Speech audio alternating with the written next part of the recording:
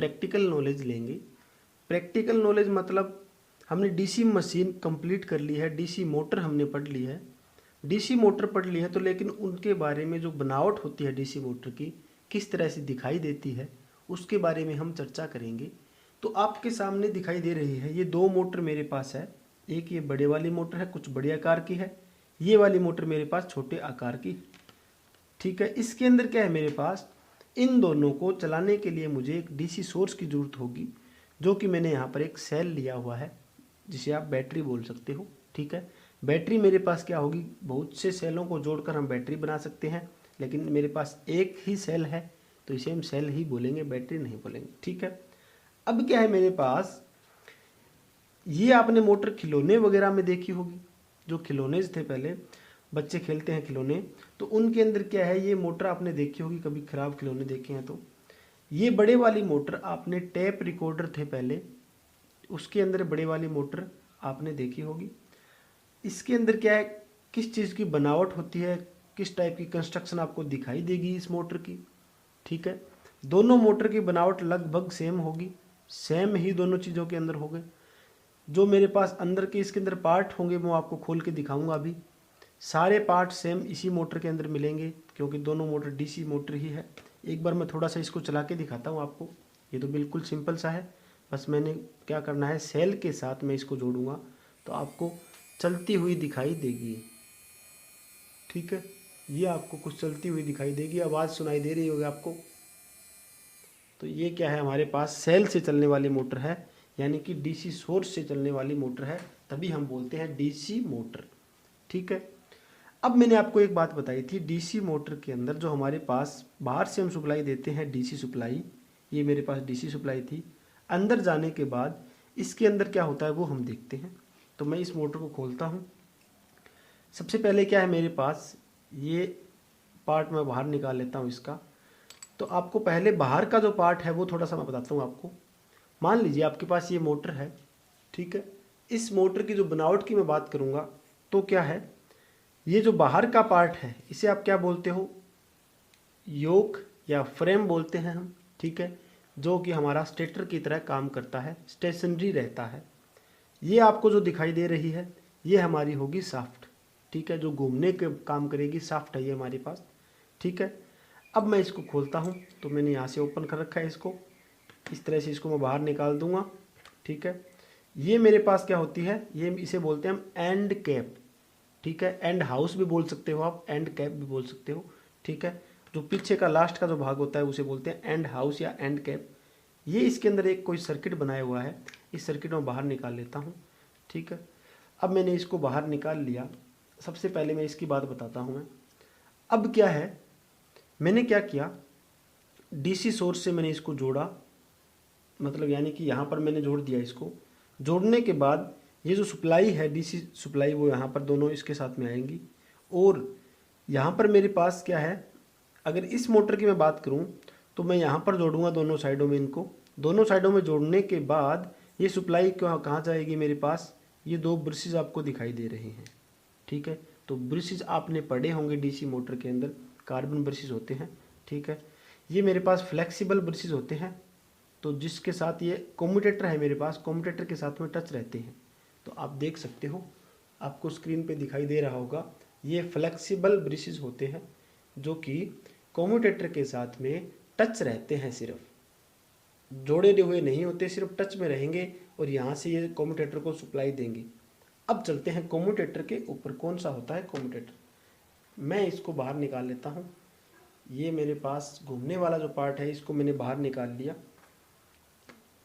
अब क्या है मेरे पास, ये भाग कुछ इस तरह से था, अंदर इसके ऐसे अंदर आने वाला था इसके अंदर। तो मैंने ये वाला भाग है, यहाँ पर इसकी मैं चर्चा करूँगा। ये वाला भाग जो आपको दिखाई दे रहा है यहाँ पर, शायद आपको दिखाई दे रहा होगा स्क्रीन पे, मैं एक मिनट फोकस कर लेता हूँ सही तरह से। अब आपको दिखाई दे रहा होगा, ये वाला जो भाग है ये इसे बोलते हैं कम्यूटेटर। ठीक है दोस्तों, ये हमारे पास होता है कम्यूटेटर, जो कि आपको स्क्रीन पे दिखाई दे रहा है। इस कम्यूटेटर के अंदर आपको खंड कटे हुए दिखाई दे रहे हैं, एक ये रहा, दूसरा मेरे पास ये वाला है, तीसरा मेरे पास ये वाला है। ये जो खंड मैंने आपको बताए थे इन्हें बोलते हैं सिगमेंट। तो ये जो सिगमेंट है मेरे पास, ये मेरे पास वी आकार के सिगमेंट कटे हुए होते हैं। ठीक है, तो आपको कम्यूटेटर के बारे में पता चल गया। ये मेरे पास कम्यूटेटर होगा इसका। ये कम्यूटेटर क्या करेगा, यहाँ से ब्रशेस मैंने आपको दिखाई दिए थे, ये ब्रशेस मैंने दिखाए थे आपको, इसके साथ टच में रहेंगे दोनों साइडों में और ये कम्यूटेटर को सप्लाई देंगे। अब कम्यूटेटर को सप्लाई देने के बाद कम्यूटेटर के कुछ आपको थोड़ा सा अंदर का भाग दिखाता हूँ। यहाँ पर तार जोड़े हुए हैं, इस सारे वाइंडिंग जुड़ी हुई है, ये वाली वाइंडिंग है पूरी, एक दो साइड में जुड़ी हुई है यहाँ पर। अब ये वाइंडिंग से क्या है, इस वाइंडिंग के अंदर मेरे पास सप्लाई चली जाएगी। तो आपको पता चल गया होगा किस तरह से इसको सप्लाई मिलती है। ठीक है, अब क्या है मेरे पास, ये जो वाइंडिंग कर रखी है हमने, और ये मेरे पास क्या है, कोर आपको दिखाई दे रही है, ये मेरे पास कोर है। इन कोर को इकट्ठी करके, पत्तियां होती है कोर की, स्टैंपिंग होती है, इन स्टैंपिंग को मैंने इकट्ठी करके इनको क्या किया, प्रेशर से मैंने दबा दिया, तो ये पूरी कोर बन गई है।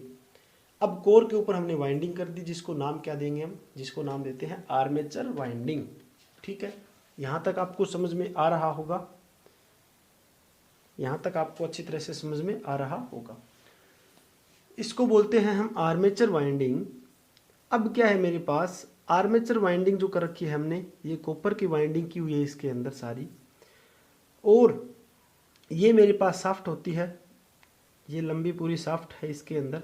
तो आर्मेचर का, आर्मेचर वाइंडिंग, कम्यूटेटर और ये शाफ्ट का आपको पता चल गया है। उसके बाद आपको ब्रश के बारे में, किस तरह से सप्लाई देते हैं उसके बारे में पता चल गया आपको। और मेरे पास जो ये बाहर का भाग है, जो स्टेटर दिखाई दे रहा है आपको, इस स्टेटर के अंदर क्या है, परमानेंट मैग्नेट लगाई हुई है। तो इस मोटर को हम परमानेंट मैग्नेट मोटर बोलते हैं। हमने क्या किया, इस मोटर के अंदर परमानेंट यहाँ पर मैग्नेट लगा रखी है। नहीं तो हम क्या कर सकते हैं, इसके अंदर हम वाइंडिंग करके पोल भी बना सकते हैं। ठीक है, पोल कोर और पोल शू के बारे में आपने सुना होगा, पढ़ा होगा। ठीक है दोस्तों, तो यहाँ तक आपको समझ में आ गया होगा किस तरह से ये मोटर आपको दिखाई देती है, इसकी बनावट कैसी है, वो मैंने आपको क्या है प्रैक्टिकली आपको मैंने बता दी है। तो उम्मीद करता हूँ आपको कुछ तो समझ में आया होगा इस मोटर के बारे में, जो किस तरह से दिखाई देती है ये मोटर। तो मिलते हैं नेक्स्ट लेक्चर में। हम क्या है नेक्स्ट लेक्चर में ऐसे कुछ देखेंगे कि जो हमारी मोटर है, मोटर और जनरेटर की जो बनावट है, यही जो मेरे पास एक ही काम करती है।